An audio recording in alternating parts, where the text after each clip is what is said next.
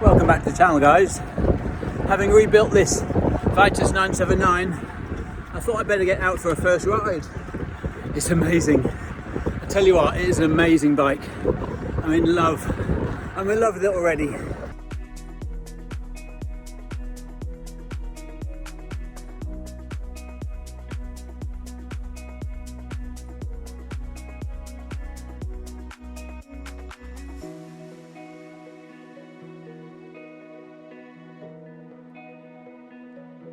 So when I bought this bike, it was pretty much a barn find. The guy who I got it from was a plumber, and he'd been given it as part payment towards a plumbing installation by the guy who bought it from new, but said he doesn't ride it as much as he used to. Well, once I got all the muck and the dust and the debris off it, it's in incredible condition. As you may have seen in the build-up video, I'll link that above. But once I started cleaning it up, putting some polish into it, things like the Groupset, unbelievable. And I only did a very, very light restoration just to see how it rode. And boy, what a bike. It's amazing. You forget, riding all these modern bikes, just how light and nimble and twitchy and fly away, you know, genuine classic road bikes should feel. It's just, it sounds silly, but the bike becomes part of you when it is this light and nimble.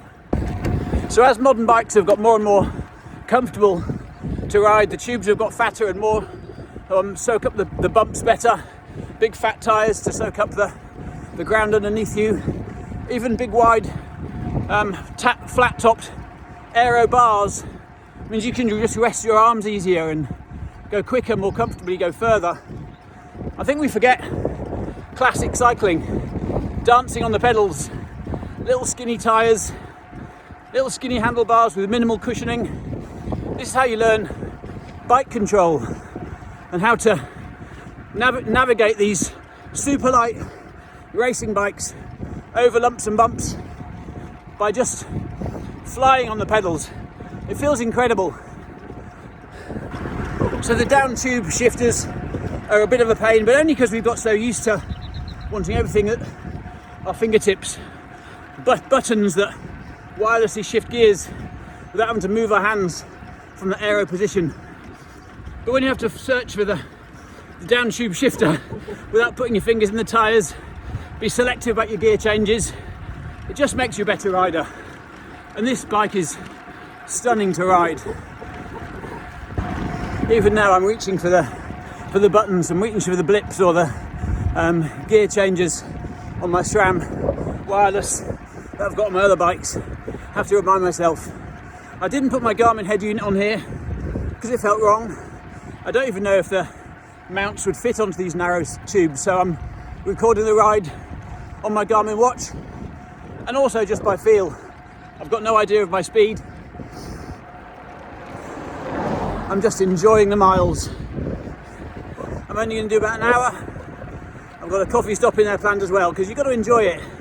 And I bet you this bike will get more attention at the coffee stop than all of the super modern flashy carbon fibre disc brake bikes that are there, because it looks stunning in the sunshine.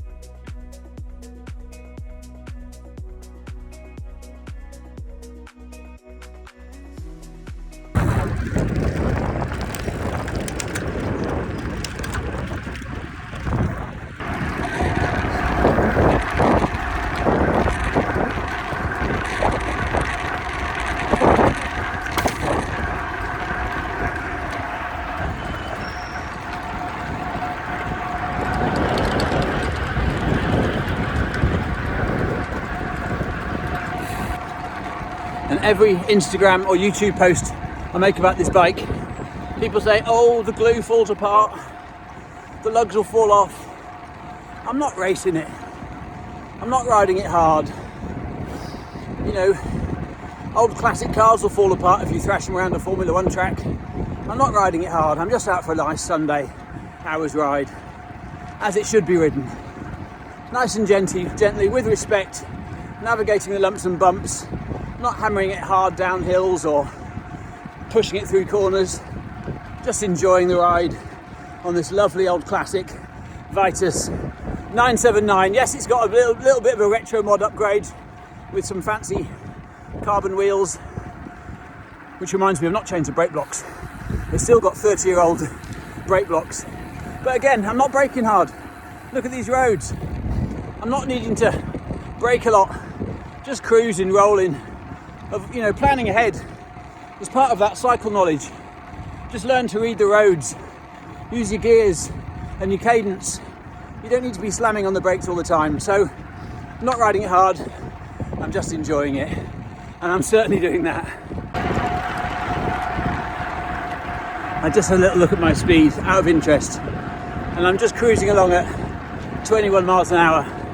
Might be a bit of a tailwind, but yeah, it feels good. Look at these little narrow handlebars. One hand width, I don't know what size they are, 38s, 36, I don't know. One hand covers easily half the bars.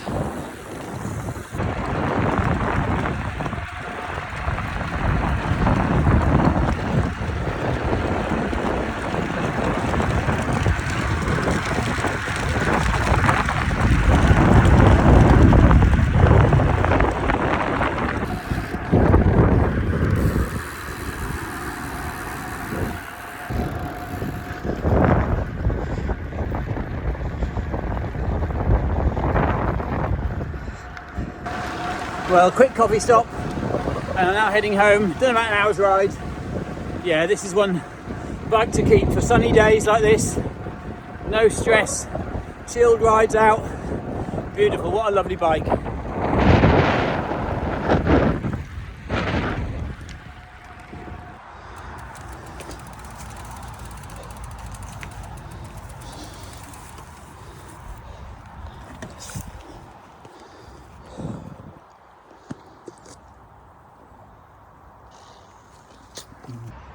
Well, it's a quick stop. Let's have a little look at this beautiful bike. Really still genuinely amazed at how well this came up once cleaned. It's in lovely condition, and as expected, it did get some looks at the cafe stop. I do need probably to put the seat up a little bit. The seat is a little bit low.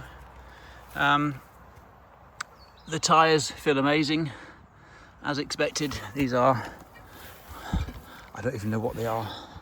Handmade in Germany. Continental Sprinter, 25mm. Oh, so they're fatter than I thought. They're wider than I thought. They're 25mm tyres. So that's probably why it feels a little bit more forgiving than I thought it would do. I expected them to be narrower. Bar tape, yeah, you get what you expect with narrow bars like this, but they look the part. They wouldn't look right with big fat modern cushioned bar tape on, or changing the bars for something more aero. It doesn't need it. This bike cruises along beautifully as it is. Anyway, I've got a couple more miles to go before I'm home. Put this thing away. But yeah, as expected, it's a lovely ride. It's, as I said in the video, it just feels very alive. It feels very much like you're part of the bike, but you're floating above the bike almost, because it's so unforgiving. As a lightweight, nimble racing bike should be. It's not got all the cushioning in modern bikes. It's not got all the comfort and the fact that you can just rest on a modern carbon bike with fat aero bars and cruise along, pressing buttons through the gear changes as and when you want to, making micro adjustments. With this, it's only got 7 gears at the back. You have to plan ahead a little bit more. You have to be a bit more selective with your gears, changing them at, you know, when it works for the road terrain as well, you know, when you can look down to change gear rather than just tapping through the button. So it's a lovely, lovely bike to ride, and I'm enjoying it, as you probably gathered. And it's certainly one I'm going to keep. Yes, it got some looks at the coffee shop, as expected. One guy came over and had a good look over it, and you know, was asking me how much it owes me, and it doesn't really owe me that much. I got the bike for a steal. It was a bargain find. The wheels, they're tubular and they're rim brake, so that, you know, these things are getting a lot cheaper to to buy these days, and I think it's good to be stocking up on this sort of stuff, because disc brakes, yeah, it's a current trend, it's a current fad, but everyone likes a rim brake bike like this. So, well, I told you this bike gets all the looks. I just stopped to take this photo here. I'll put it up on the screen. I just stopped to take this photo of the bike at my favourite little gate with a lovely view, and a guy just cycled past, stopped, came over, said hello. He had a beautiful hand-built, custom, bespoke Paradigm titanium bike, and he was drooling over my 7,400 Dura-Ace Groupset 7-speed. He was in love with it. He took another photo for me, which is slightly better. But yeah, it gets the attention, this old classic bikes, and I think get one while they're being sold cheap, while they're available, because, you know, electric group sets, wireless disc brakes, they'll all come and go, but these old classics will keep going forever, and we can try and keep the cycling alive to our future generations by keeping these road bikes around. Anyway, I hope you've enjoyed this first ride on the Vitus 979. I certainly have. If you haven't subscribed, please do. Take care. I'll see you soon. Bye.